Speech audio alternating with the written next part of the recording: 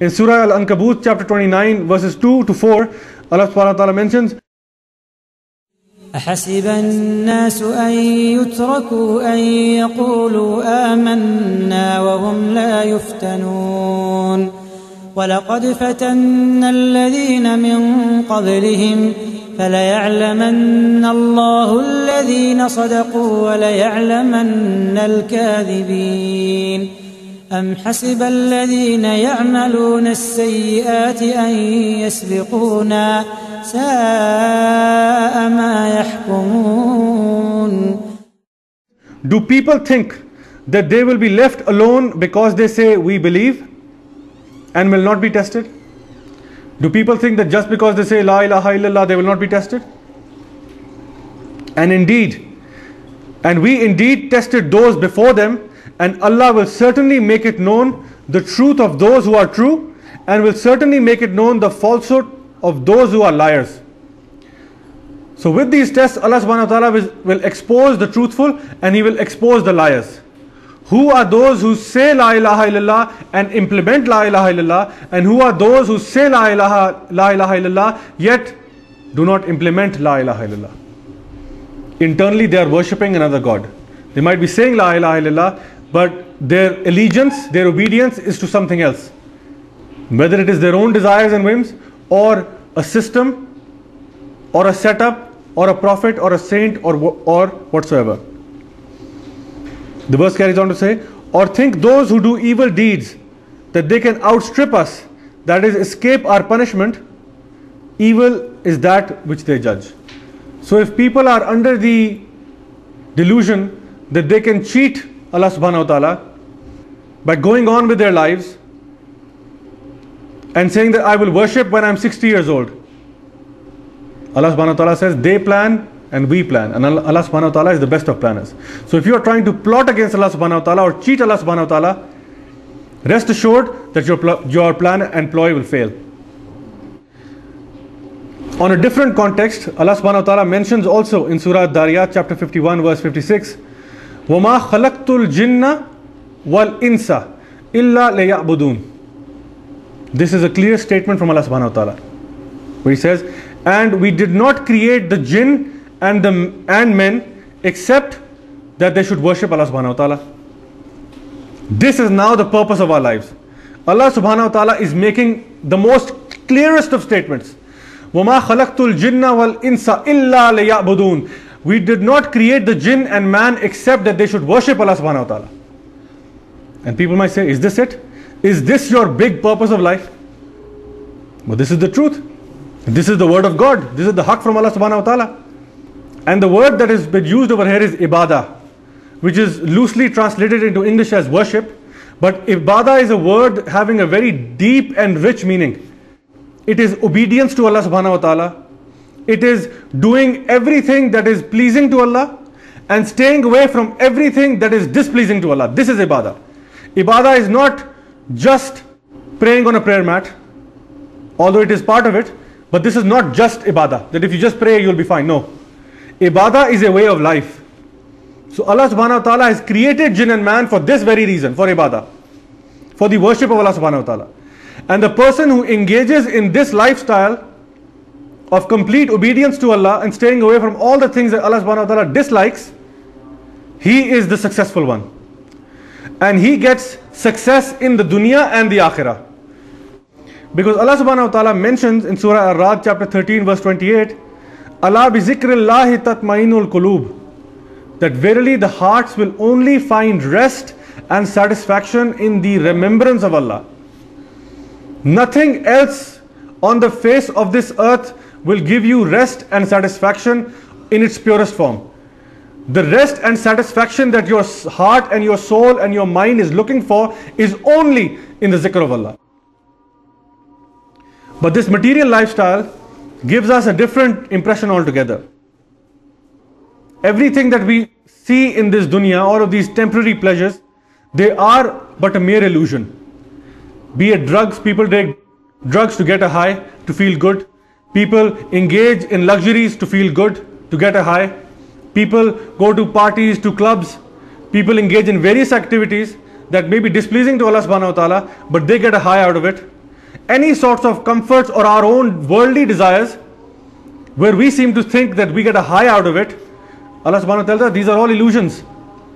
These are merely temporary escapes, and the problem is still remaining with our hearts. And the hearts will only be cured by the remembrance of Allah. All of these temporary pleasures that we engage in will sooner or later wear out. And you will feel the need to engage in that pleasure again. And when you do that, you will want to do it more and more and more and more, until you become immune. Until you become completely immune, like taking drugs. You take a drug, then the next time you need a higher dose. You give yourself a higher dose. The next time you need an even higher dose. And you keep doing it until you are immune to that drug and there is no satisfaction. And in that panic, people kill themselves. Look at the Hollywood lifestyle that is projected to us. The American dream. What is the American dream? You live large, anti-depression medicines, suicides, divorces, and all the rest of this garbage and filth that we watch in the media every single day. So clearly they do not have the answer that you and I seem to think is the solution to the problems. They do not have it. As a matter of fact, those people are now turning away from that lifestyle and running towards Islam. And we are persistent in going towards that lifestyle. It is like a house is on fire and there are people running away from that house, yet we think that no, we need to go into that house and see for ourselves what's inside. If you look at the statistics, pure statistics, over 20 million adults in the US alone suffer from depression. 20 million adults. According to the World Health Organization, the highest suicide rates anywhere in the world are found in countries like Belarus, Lithuania, Sweden, Switzerland.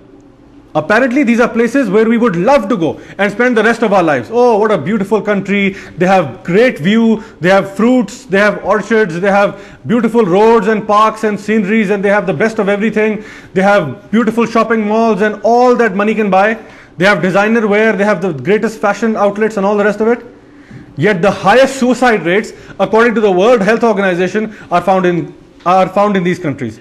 Question is why? Why? If they have everything, why are they killing themselves? What is the problem? Studies show that even big lottery winners, after a few months, are no happier than an average human being. And to recover from that joy, they need an even higher high. And when they don't get that higher high, when they don't win the lottery again, they go into depression. When they win the lottery, they spend all that money, buying all the material, and once that is gone, depression sinks in. When they lose their importance, depression sinks in. So these material things are certainly not the cure to our problems. They are not the cure to the problem of our heart. Ala bi zikrillahi tatmainul qulub. This is a fact of life that has been mentioned in the Holy Quran. Now what is the criteria of success in the eyes of Allah subhanahu wa ta'ala? It has been defined in Surah Al-Asr chapter 103 verses 1 to 3. Wal Asr innal insana lafi khusr illa allazina amanu wa amilus salihati wa tawasaw bil haqqi wa tawasaw bis sabr. Allah subhanahu wa ta'ala swears by time, by the token of time, mankind, not Muslims or Christians or Jews, mankind is in a state of loss. This is a statement. Mankind, all of mankind are losers, they are in a state of loss. Except who? Illa allazina amanu, those who believe. Wa amilus salihati, and do righteous deeds. Wa tawasaw bil haqqi, and guide one another to the truth of the Qur'an. And wa tawasaw bis sabr, and guide one another to patience. These are the successful ones who are not the losers. Those who believe in Allah subhanahu wa ta'ala and do righteous good deeds according to the Quran and Sunnah for the pleasure of Allah subhanahu wa ta'ala, not for personal gain. They do not become a Maulvi for money or wealth or power or authority. They do it only for the sake of Allah. They do not build a hospital for their own name to be put in neon lights on that hospital. They do it for the sake of Allah. Those who believe and do righteous deeds and guide one another not to falsehood and garbage and materialism. They guide one another to the truth, to the haqq, which is from Allah subhanahu wa ta'ala. They guide one another to the Quran. That, come on brother, let's investigate what is in this book. And guide one another to patience. Why patience? Patience in times of trial and difficulty. Because we know that this world is a test, sometimes we are tested in ways where we are almost on the verge of losing our patience. If we lose a family member who is very near and dear to our hearts, what do we do? Do we cry and moan and say, oh Allah, why me? I have always worshipped you all my life. Why did you take the most precious person in my life away from me? I reject Islam, I move away, na'uzubillah. Or you say, Allah, this is your will. Whatever you think is best, you do. And maybe I cannot see it now, but you know what is best for me. It is like taking a child to the dentist